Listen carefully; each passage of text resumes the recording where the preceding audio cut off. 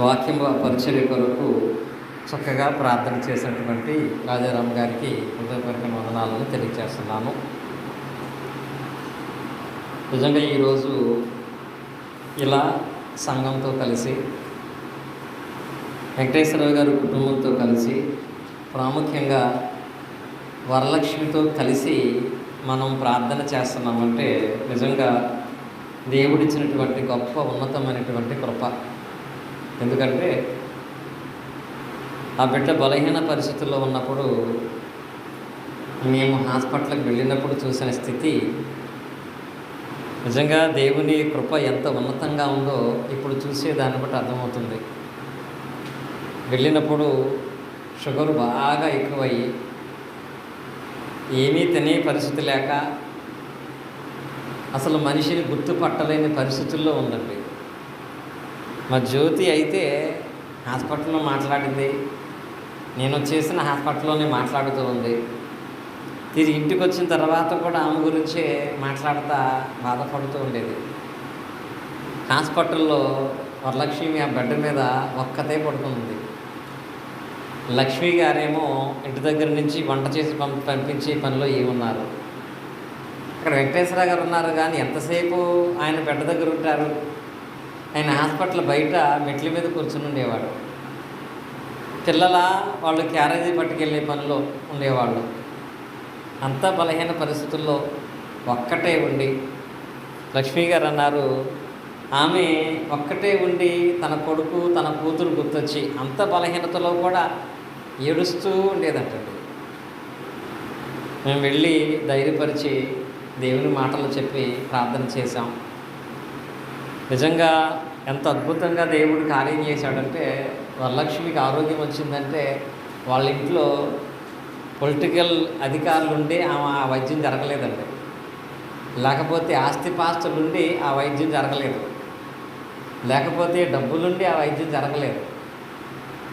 ఇవన్నీ ఉన్నా లేకపోయినా దేవుని కృప ఆ డాక్టర్కి మంచి మనసునిచ్చి వైద్యం చేయించుకోవటానికి డబ్బులు లేకపోతే డాక్టర్లు అన్నారంట, మీకు డబ్బులు దొరికేదాకా మేమే ఫ్రీగా చేస్తామని.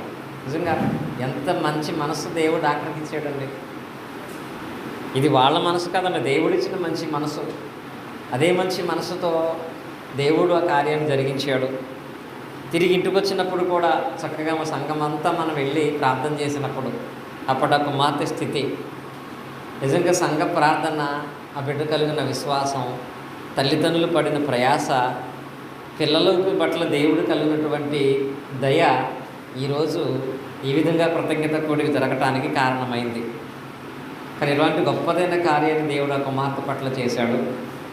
సహోదరి అయితే తెలియపరిచిన మాట ఏంటంటే, నేను మా ఇంటి దగ్గర నుంచి వచ్చాను, తిరిగి మరలా రేపు మా ఇంటికి వెళ్ళిపోతున్నాను కనుక ఇంటి దగ్గర నుంచి వచ్చినప్పుడు నా పరిస్థితి తిరిగి వెళ్తానో లేదో గ్యారంటీ లేదు.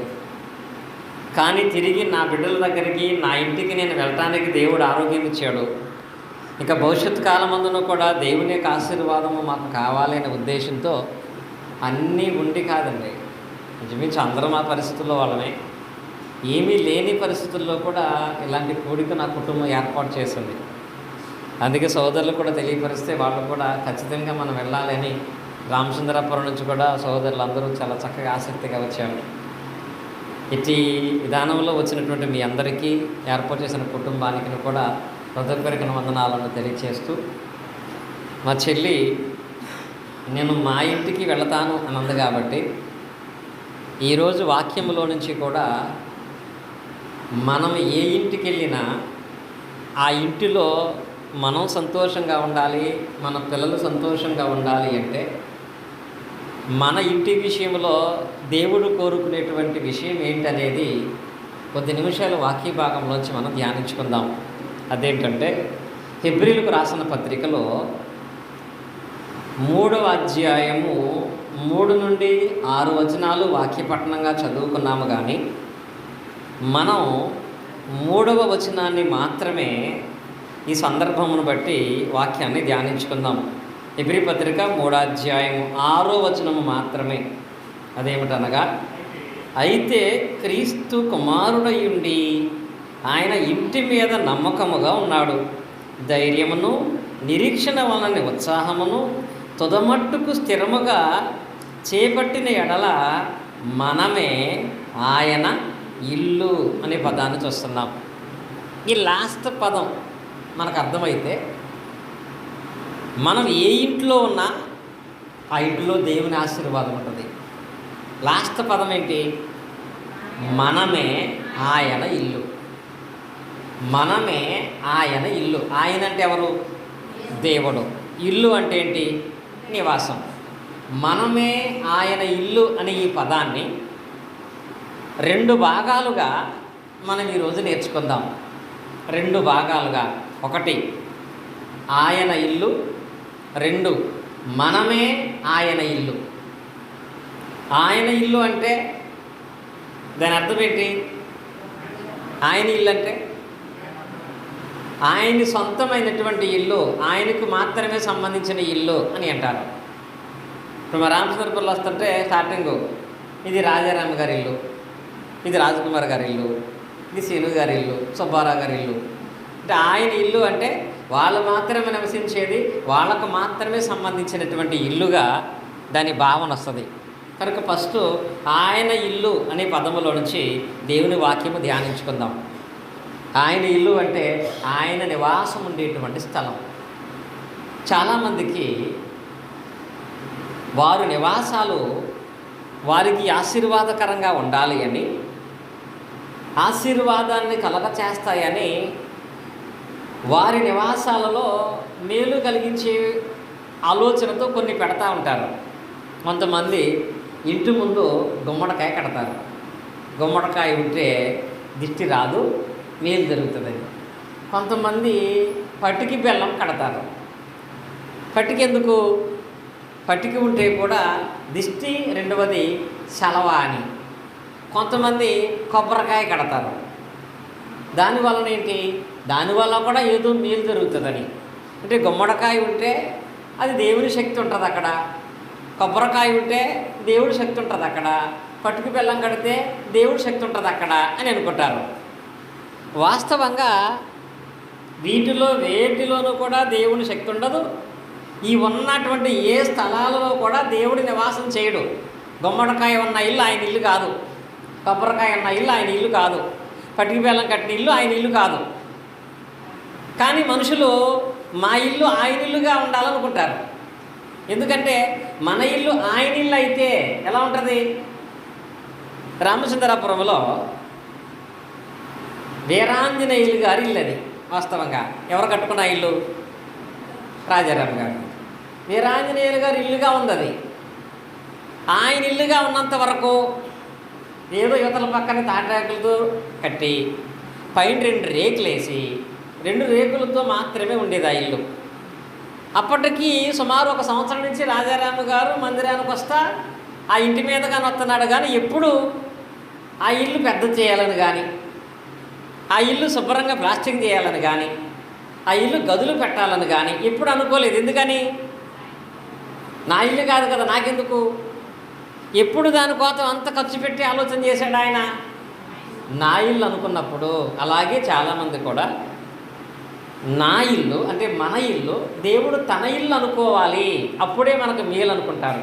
అందుకే భౌతిక సంబంధమైన ఆచారాల ప్రకారంగా ఈ గుమ్మడికాయలు, కొబ్బరికాయలు, రకరకాలైన వస్తువులు కడతా ఉంటారు. కానీ అలా కడితే దేవుని ఇల్లు అవ్వదు. దేవుని ఇల్లు అవ్వాలంటే ఎప్పుడవుతుందంటే, మనం ఉండే ఇల్లు దేవుని ఇల్లు అవ్వటట్లుగా మనం దాన్ని తీర్చిదిద్దాలంటే దానికి సంబంధించిన ఒక ప్రత్యేకమైన నిబంధనను దేవుడు పెట్టాడు. మన ఇల్లు దేవుని ఇల్లు అవ్వాలంటే. కానీ మన ఇల్లు దేవుని ఇల్లు అవ్వాలని, దేవునికి నివాసం కట్టాలని బైబిల్లో చాలామంది ప్రయత్నం చేశారు. ఎందుకో తెలుసా?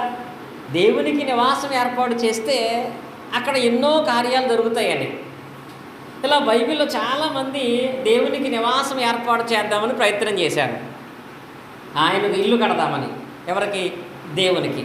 దేవునికి ఇల్లు కడదామని ప్రయత్నం చేసిన వాళ్ళలో పాత నిబంధనలో ప్రధానమైన వ్యక్తి ఎవరో తెలుసా?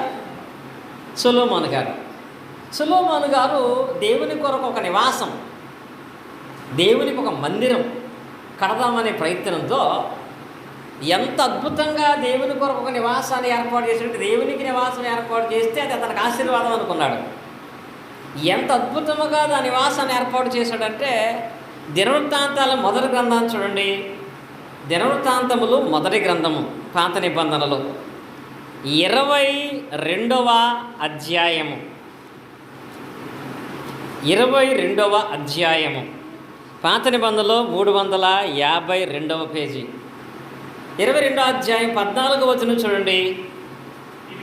ఇదిగో నేను నా కష్టస్థితిలోనే ప్రయాసపడి యెహోవా మందిరము కొరకు 2 లక్షల మణుగుల బంగారమును 10 కోట్ల మణుగుల వెండిని తోచ సత్యము కానంత విస్తారమైన ఇత్తడిని ఇనుమును సమకూర్చి ఉన్నాను. ఇక్కడ ఈ వాక్య భాగంలో దేవునికి ఒక నివాసం ఏర్పాటు చేద్దాం అనుకున్నాడు.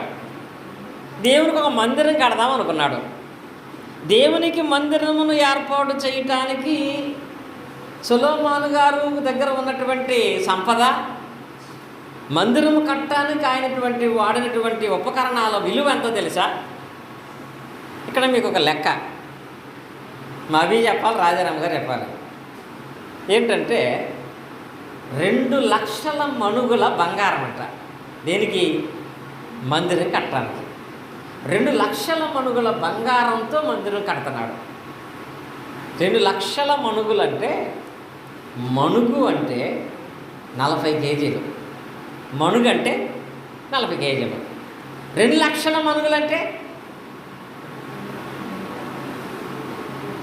2 లక్షల మణుగులు అంటే ఎంత?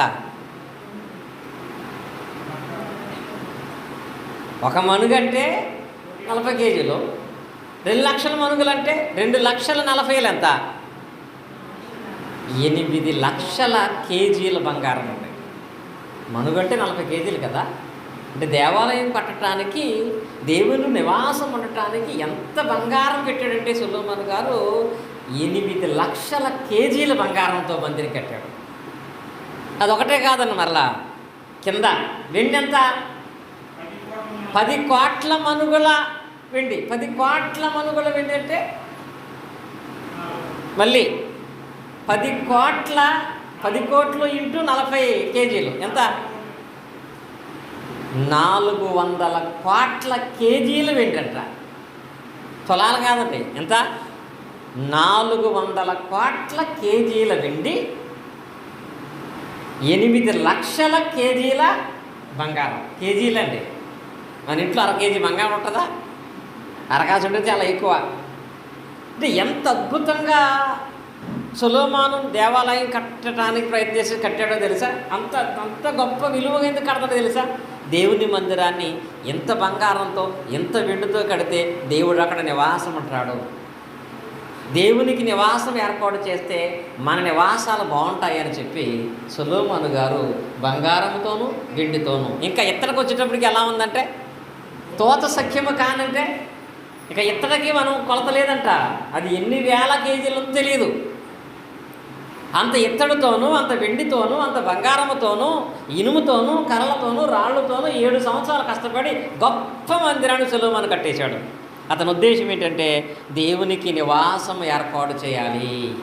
భూమి మీద దేవునికి ఒక నివాసం ఏర్పాటు చేస్తే అది తన ఇంటికి ఆశీర్వాదం అనుకున్నాడు. కానీ అపోస్తుల కార్యాలు 7వ అధ్యాయంలో, అపోస్తుల కార్యాలు 7వ అధ్యాయం 47వ వచనం మనం చూసినట్లయితే, అపోస్తులు 7:47 చూసినట్లయితే, ఆ కట్టిన మందిరాన్ని గురించి దేవుడు ఏమన్నాడంటే, అయితే సొలొమోను ఆయన కొరకు మందిరము కట్టించెను. ఎవరి కోసం? ఆయన ఇల్లు, ఇది ఆయన ఇల్లు, ఇది ఆయన ఇల్లు. ఆయన ఇల్లు కడితే నా ఇల్లు బాగుంటుందని చెప్పి సొలొమోను దేవుని కొరకు మందిరమును కట్టించెను. ఆయన అన్నాడంట, ఆకాశము నా సింహాసనము, భూమి నా పాదపీఠము, మీరు నా కొరకు ఎలాంటి మందిరమును కట్టుదురు? నా విశ్రాంతి స్థలమేది? ఇవన్నీ నా హస్తకృతములు కావా అని ప్రభువు చెప్పుచున్నాడు. అనగా దీని యొక్క అర్థం ఏంటి అని ప్రవక్త పలికిన మాట ప్రకారము సర్వోన్నతుడు హస్తకృతమైన ఆలయములో నివసింపడు అన్నాడండి. అంటే సొలొమోనే దేవుడికి ఇల్లు కట్టలేకపోయాడంటే ఇప్పుడు మనం దేవునికి ఇల్లు కట్టి దీవించబడదామనుకుంటే మనం కట్టగలమా? 8 లక్షల కేజీల బంగారం పెట్టి కడితేనే నేను అందులో ఉన్నాడు దేవుడు. మరి ఇప్పుడు మనము దేవునికి ఒక మందిరమును, ఒక నివాసం, ఒక ఇల్లు కట్టి, దేవునికి ఒక ఇల్లు కట్టి, ఆయన కట్టిన ఇల్లును బట్టి మనం దీవించబడదామని ప్రయత్నం చేస్తే చేయగలమా? 8 లక్షల మణుగుల బంగారంతో కడితేనే అందులో నేను లేనన్నాడు. 50 రూపాయలు గుమ్మడికాయ కడితే ఉంటాడా?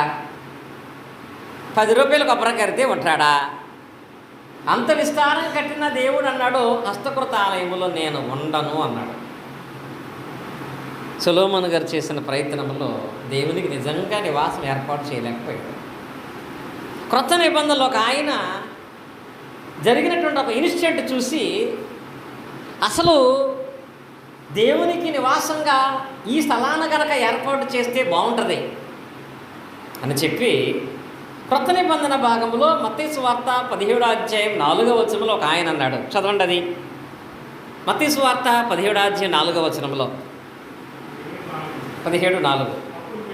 అప్పుడు పేతురు, ప్రభువా, మనం ఇక్కడ ఉంటే మంచిది, నీకు ఇష్టమైతే ఇక్కడ నీకొకటయు, మోషేకొకటయు, ఏలేకొకటయు 3 పర్ణశాలలు కట్టుదామని యేసుతో చెప్పాను. ఇక్కడ పేతురు గారు అన్నాడు, యేసుక్రీస్తు వారితో పాటు ప్రార్థన చేయడానికి ఒక పర్వతం మీదకి వెళ్ళారు. ఈ పర్వతం పేరేంటో తెలుసు ఎవరికైనా? యేసుక్రీస్తు రూపాంతరం పొందిన పర్వతం. ఇది తాబోరు పర్వతం అండి. ఏ పర్వతం? తాబోరు పర్వతం. ఈ తాబోరు పర్వతం మీదకి యేసుక్రీస్తు వారు ప్రార్థన చేయడానికి అపోస్తులతో పాటు వెళితే, యేసుక్రీస్తు వారు ప్రార్థన చేస్తూ ఉండగా మోషే, ఏలియా వాళ్ళు మహిమా శరీరంతో అక్కడికి వచ్చారు. ఎప్పుడైతే వాళ్ళిద్దరూ వచ్చారో యేసుక్రీస్తు వారు రూపాంతరం చెంది ఈయన కూడా ప్రకాశవంతుడైపోయాడు. ఇక్కడ ప్రకాశమైన వెలుగు క్రీస్తు మీద, ప్రకాశమైన వెలుగు ఏలియా, మోషేల మీద, ఆ ప్రాంతం అంతా వెలుగుమయమైపోయింది. ఒక ప్రత్యేకత, ప్రత్యేక రూపాంతర స్థితి, ప్రత్యేకమైన దర్శనం కనపడుతున్నట్లుగా పేతురు గారు కనపడింది. కనపడగానే పేతురు గారు అన్నాడు, ఎక్కడిది? కొండ మీద. పేతురు గారు అన్నాడు, అయ్యా, మనం కింద ఇటు అటు తిరగటం కంటే ఈ కొండ మీద పర్ణశాలలు కట్టేస్తే, ఈ కొండ మీద మనం నివాసాలు ఏర్పాటు చేసేస్తే, నువ్వు, మోషే, ఏలియా ప్రవక్తలు ఉన్నారు కదా, మీరు వాటిలో నివాసం ఉండొచ్చు. కొండ మీద పర్ణశాలలు కడితే దేవుడు ఉంటాడు అనుకున్నాడు పేతురు గారు. కానీ ఆ విషయంలో దేవుడు ఏమన్నాడు తెలుసా? పేతురు, నీ ఆలోచనలతో ఎలాంటి ప్రయత్నాలు చేయొద్దు. కొండ మీద కడితే నేను ఉంటానని ఇప్పుడు భావించొద్దు. దేవుడు కొండ మీదే ఉంటాడా? నేల మీద ఉండడా? పర్వతాల మీద ఉండేటువంటి దేవుడు మాత్రమేనా? నేటి దినాల్లో కొంతమంది పర్వతాలకు ఎక్కి వెళుతున్నారండి. అన్యుల గురించి మాట్లాడట్ల, క్రైస్తవులే. ఆ కొండ మీద మాత్రమే దేవుడు ఉంటాడా?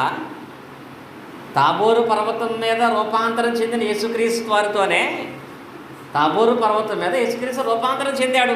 తాబోరు పర్వతం మీదకి ఏలియా, మోషే వచ్చాడు. అంత గొప్పదైన ఆ పర్వతం దగ్గరే పేతురు గారు పర్ణశాల కడతానంటే, ఇలాంటి పర్వతాల మీద గుళ్ళు కట్టే పని చేయకు. యేసుక్రీస్తు నీతో ఏం చెప్తారో దాన్ని మాత్రమే చేయమని చెప్పి దేవుడు చెబితే క్రీస్తు వారు దాన్ని ఖండించాడు. అంటే కొండ మీద ఇల్లు కడితే దేవునికి ఆ ఇంటిని బట్టి నా ఇల్లు దీవించబడుతుంది అనుకున్నాడు పేతురు గారు. కొండల మీద నివాసాలు ఆయనకి ఏర్పాటు చేస్తే అక్కడ ఉండడండి. కొండల్లో కొలువై ఉండేవాడు కాదు. పోనీ ఐశ్వర్యంతో కూడగట్టిన బిల్డింగుల్లో ఉండేటువంటి వాడు కూడా దేవుడు కాదు. మరి ఆయన ఇల్లు ఏది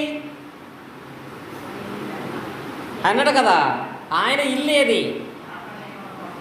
ఆయన ఇల్లు ఏదని మనం చెప్పాలంటే భూమి మీద ఏ ప్లేసు కూడా గుణదల ఆయన ఇల్లు, మద్రాసు ఆయన ఇల్లు, చెన్నై ఆయన ఇల్లు, ఈ గుడివాడ ఆయన ఇల్లు అని చెప్పడానికి ఏ ప్లేసు ఆయన ఇల్లుగా సరిపోదండి.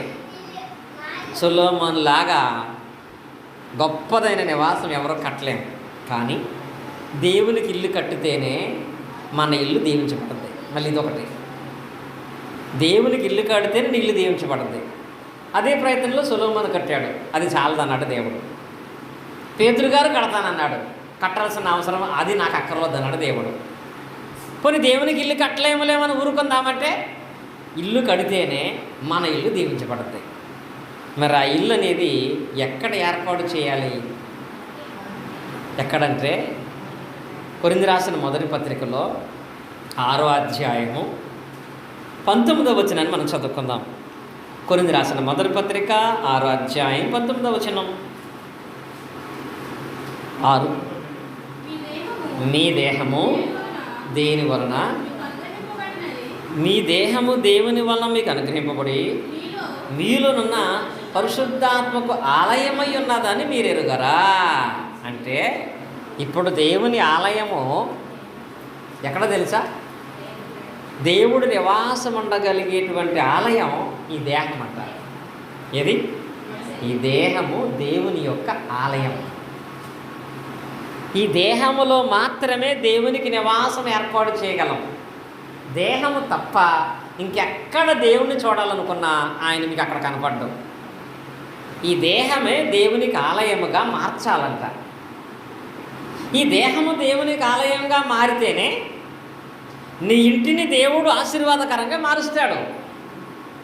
దేహము దేవునికి ఆలయంగా లేకుండా నువ్వు అపార్ట్మెంట్లో ఉన్న నీ కుటుంబ స్థితి అలాగే ఉంటుంది.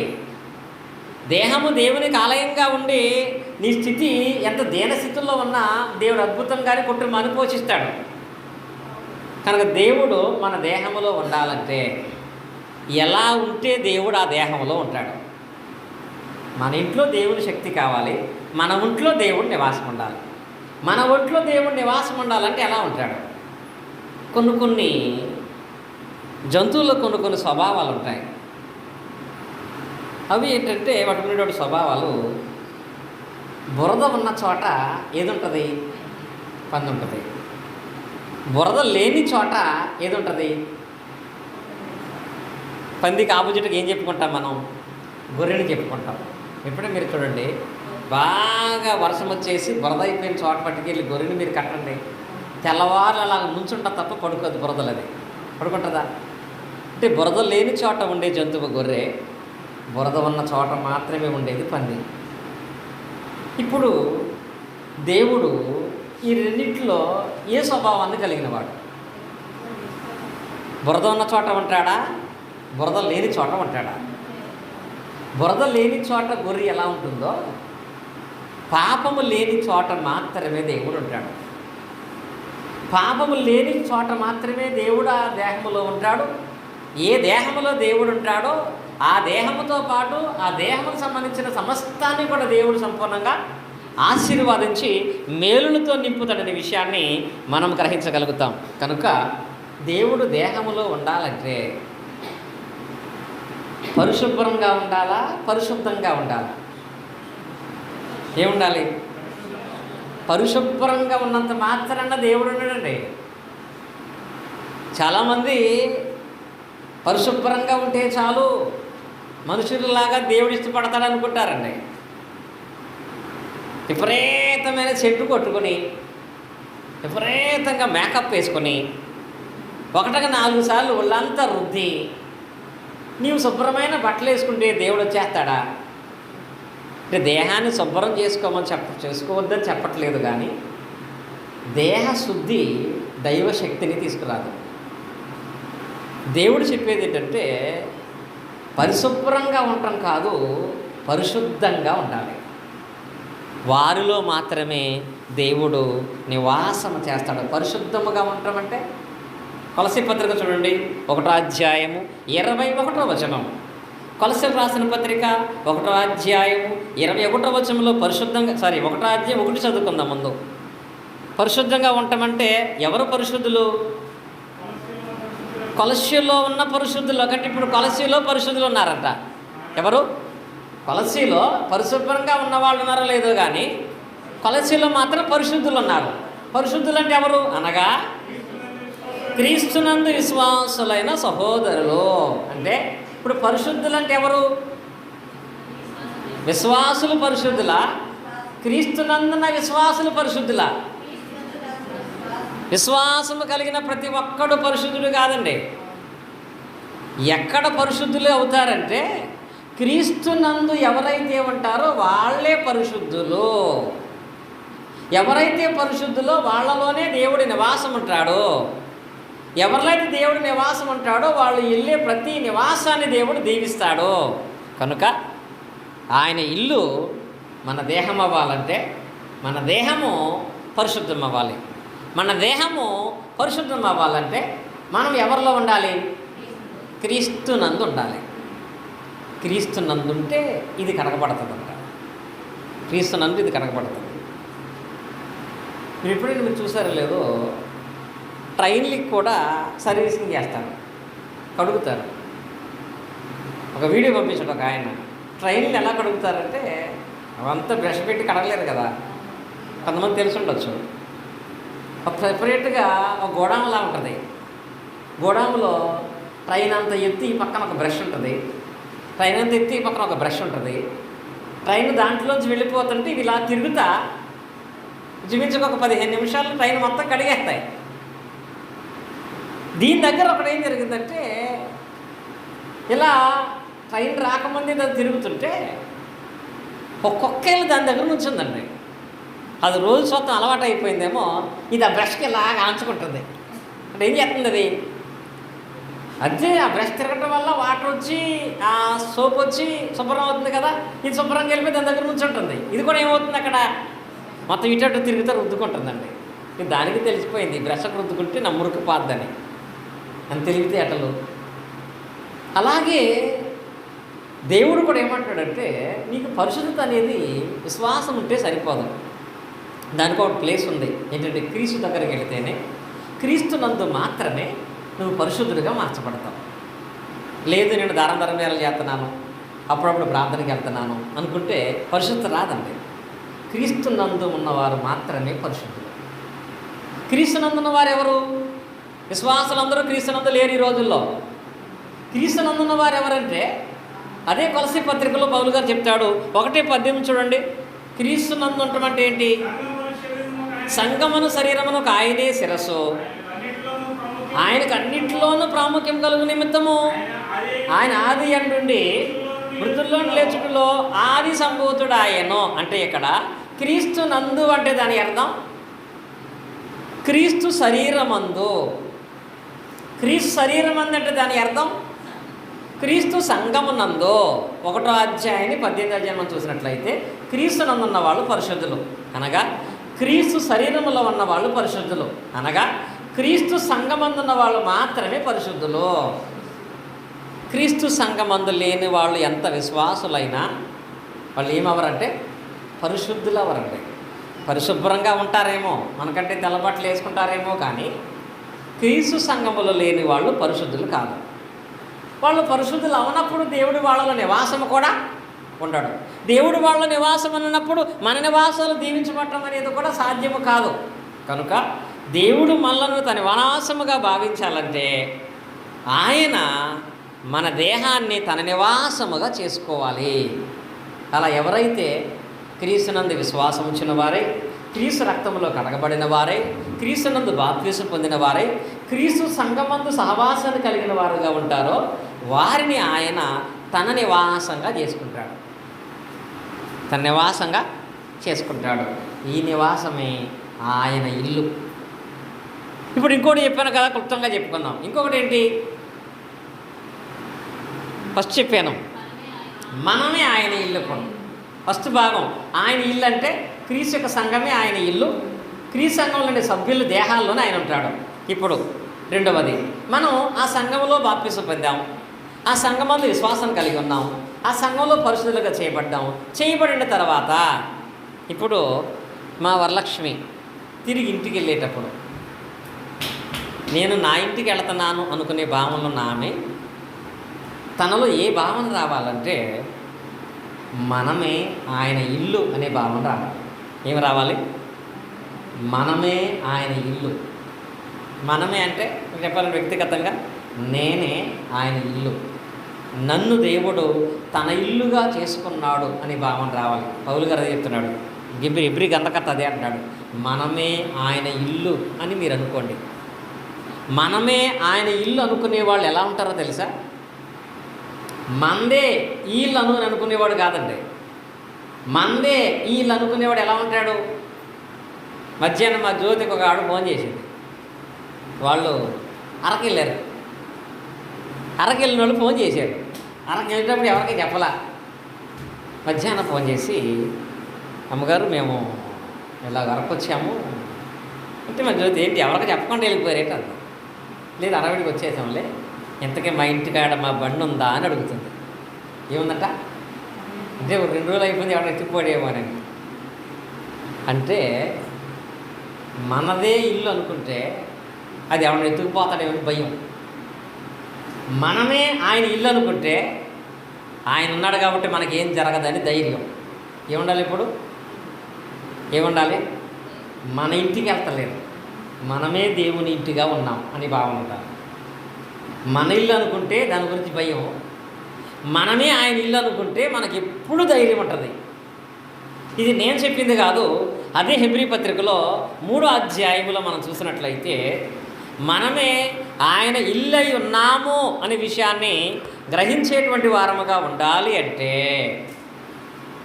ఇదే హెబ్రీలకు రాసిన పత్రిక 3వ అధ్యాయంలో 6వ వచనాన్ని మనం చదువుకుంటూ వచ్చినట్లయితే చూడండి, ఇక్కడ మళ్ళీ చదువుతున్నాం. అది అయితే క్రీస్తు కుమారుడయుండి ఆయన ఇంటి మీద నమ్మకముగా ఉన్నాడు. అయిపోయింది, అక్కడ ఫుల్ స్టాప్ పెట్టేశాడు. ఇప్పుడు ధైర్యమును నిరీక్షణ వలన ఉత్సాహమును తుదమట్టుకు స్థిరముగా చేపట్టిన ఎడల మనమే ఆయన ఇల్లు. ఇప్పుడు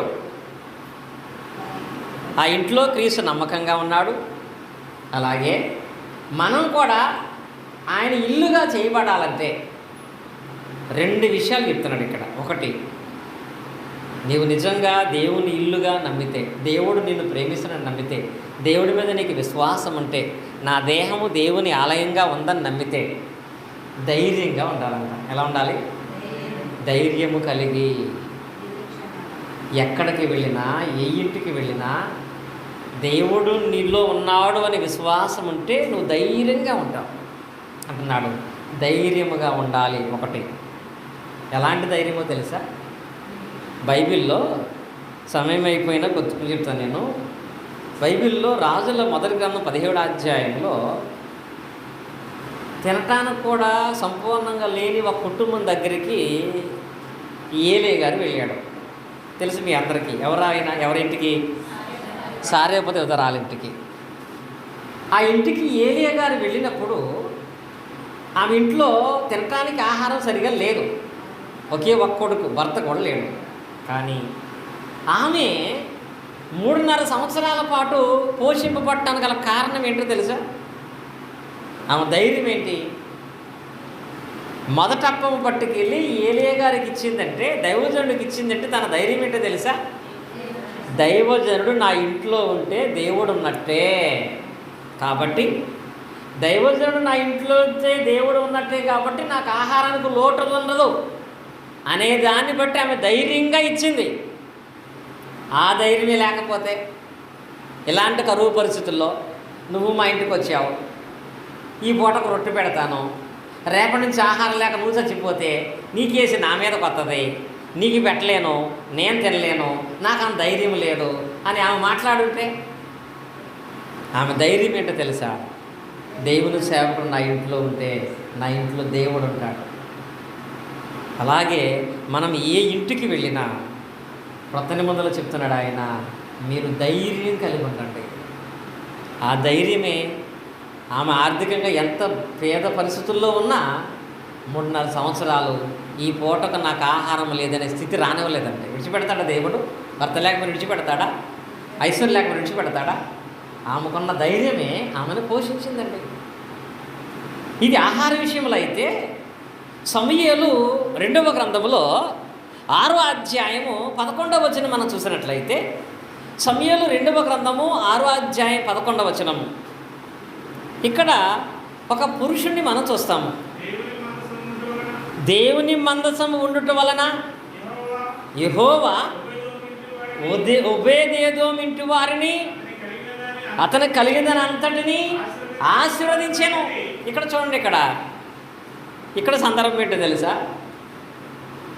దావీదు మందసాన్ని తీసుకొచ్చిన తర్వాత ఈ మందసాన్ని ఎవరింట్లో పెట్టాలి అని ఆలోచిస్తున్నాడు. కానీ ఆ మందసం పెట్టుకోవటానికి ఎవరు ఒప్పుకోవట్లేదు. ఎందుకంటే ఆ మందసం పడిపోతుంటే పట్టుకొని ఒక ఆయన చచ్చిపోయాడు, ఎవరు? ఉజ్జా. అందుని బట్టి మందసాన్ని ఎవరు పెట్టుకోవట్లేదు. అప్పుడు ఒబేదెదోము మన ఆయన, మందసం మన ఇంట్లో ఉంటే ప్రమాదం జరగదు, ఆ మందసం లేకపోతేనే నష్టపోతాం మనం అని చెప్పి ఒబేదెదోము మన ఆయన ఆ మందసం తెచ్చుకుని తన ఇంట్లో పెట్టుకున్నాడు.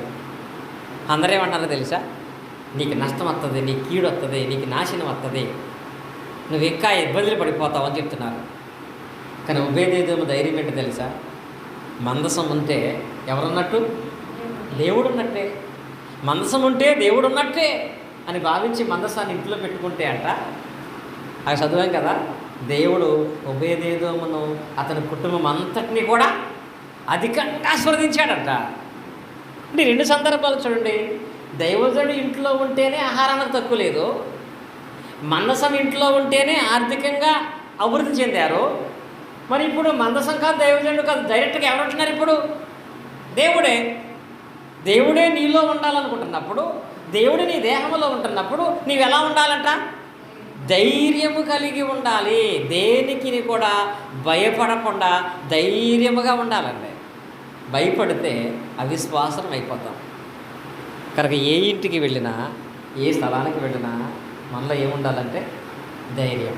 మనలో దేవుడు ఉన్నాడు, మనతో దేవుడు ఉన్నాడనే ధైర్యమే మనల్ని బతికిస్తుంది. ఆ ధైర్యం లేకపోతే ప్రతి చిన్న దాన్ని బట్టి ఇంకా బలహీనలు అయిపోతాం. నిజమే, బలహీనపరిచే ఆలోచనలు అనేకమైన వస్తాయండి. మనకెవరున్నారు, మనకెవరు సహాయం చేస్తారు, ఎవరు మనల్ని ఆదుకుంటారు, ఎవరు మనల్ని చూస్తారని ఈ మాటలు మనిషిని చంపేస్తాయి. ఇలాంటి ఆలోచన వచ్చిన ప్రతిసారి నాకు దేవుడు ఉన్నాడు, నాకు దేవుడు సహాయం చేస్తాడు, నా దేవుడు సహాయం చేస్తాడు, నన్ను దేవుడు పోషిస్తాడు, నా పిల్లల దేవుడు దీవిస్తున్నది ఏం చేస్తుంది తెలుసా? అది ధైర్యాన్ని కలగజేస్తుంది. ధైర్యంగా సారెపతులాగా పనిచేయాలి, ధైర్యంగా ఉభయదేవులాగా ఉండాలి. ఇలా ధైర్యముగా ఉండే వాళ్ళగా ఉండాలంటాడు ఒకటి. రెండవది ఏంటో తెలుసా? ధైర్యమును కలిగి నిరీక్షణ వలన ఉత్సాహంతో ఉండాలంట. ఇదేంటి మరలా? నిరీక్షణ అంటే ఏంటి? ఎదురు చూడటం. ఈ ఎదురు చూడటంలో కూడా ఎలా ఉండాలంట? ఉత్సాహం అంటే సంతోషంగా ఎదురు చూడాలంట, సంతోషంగా ఎదురు చూడాలి. ఈ రోజుల్లో చాలామంది పిల్లలు తల్లిదండ్రులు బయటికి వెళ్ళి వస్తుంటే చాలా హ్యాపీగా ఎదురు చూస్తారు. కానీ వాళ్ళు ఎదురు చూసిన ప్రతిసారి వాళ్ళు అనుకోవడం దొరకదు. కానీ దేవుని దగ్గర మాత్రం నువ్వేమడిగినా అది దేవుడు ఇస్తాడు. ఎప్పుడో తెలుసా? నిరీక్షణ వలన నువ్వు ఉత్సాహంగా ఉండాలంట. ఎలా ఉండాలి? నిరీక్షణ వలన నీలో ఉత్సాహం ఉండాలి.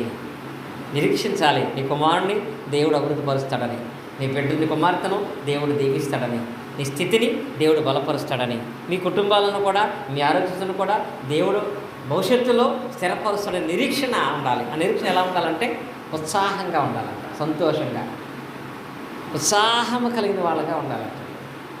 చూడండి, ఇప్పుడు ఏ తండ్రి అయినా, ఉదాహరణకి మా వాడు ఉన్నాడు, అలాంటి ఒక సైకిల్ ఎనకొట్టేశాడు, ఇంకో సైకిల్ కొనమంటున్నాడు.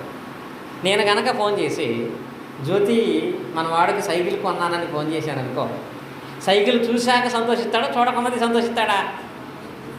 ముందే. అంటే ఒక నిరీక్షణ సైకిల్ వస్తుందని. దాన్ని బట్టి ఎలా ఉంటాడంటే చాలా హ్యాపీగా వచ్చేస్తుంది వచ్చేస్తుంది వచ్చేస్తుంది కూడా. చూసారా?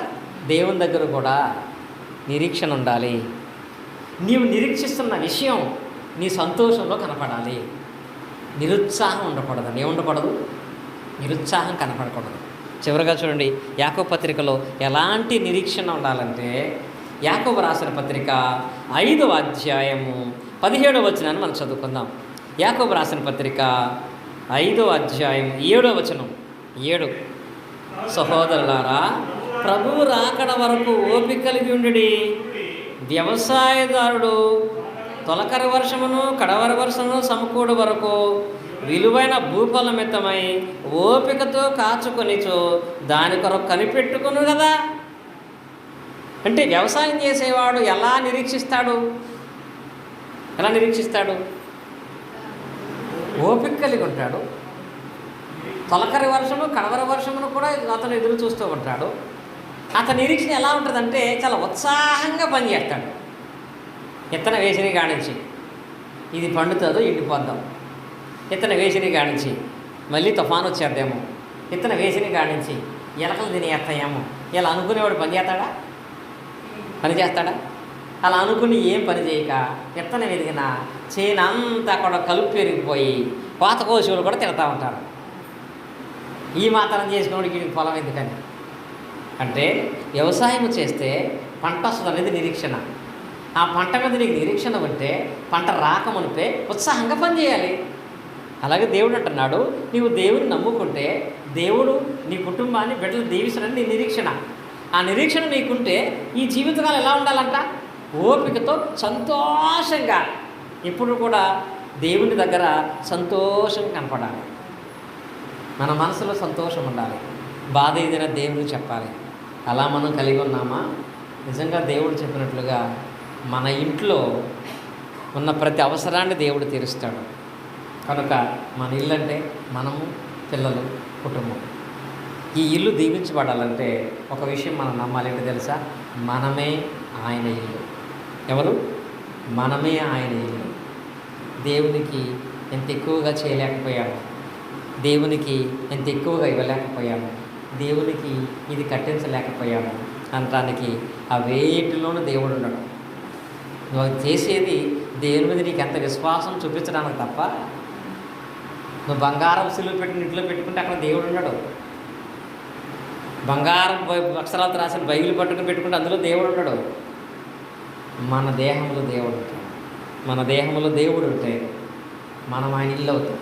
మనం ఆయన ఇల్లు అయితే మన ఇల్లు కూడా ఆయన ఇల్లు లాగానే పోషిస్తాడు, ఆస్వాదిస్తాడు, దీవిస్తాడు. అలా మనమే ఆయన ఇల్లని దేవుడు భావించాలంటే మనం ఎలా ఉండాలి? ప్రతి సమయం అందు ధైర్యంగా ఉండాలి, నిరీక్షణ కలిగి ఉత్సాహంగా ఉండాలి. వీళ్ళు ఎవరైతే నిరీక్షణ ఉత్సాహాలు ఉంటారో వారే దేవుని ఇల్లుగా అవుతారు. కనుక తన ఇంటికి వెళ్తున్నటువంటి భాగ్యలక్ష్మి వరలక్ష్మి కూడా నాతో దేవుడు ఉన్నాడని ధైర్యం కలిగి సంతోషంగా నిరీక్షణ కలిగి జీవిస్తూ ఉంటే తన నిరీక్షణను బట్టి దేవుడు దాని ఫలితాన్ని ఆ సోదరికి ఇస్తాడు, మన కుటుంబాన్ని కూడా దేవుడు ఇస్తాడు. అలా దేవుని వలన ఆ గొప్పదైన ఆశీర్వాదాలు సహోదరి, తన కుమారుడు, కుమార్తె, వారి తల్లిదండ్రులు, అలాగే మన కుటుంబాలన్నీ కూడా దీవించబడాలని ఈ లేఖనాలను బట్టి నేను దేవునికి కోరుకుంటూ మాటలు ముగిస్తున్నాను. దేవుడి మాటలు మన హృదయాల్లో ఫలింపచేయనుగాక.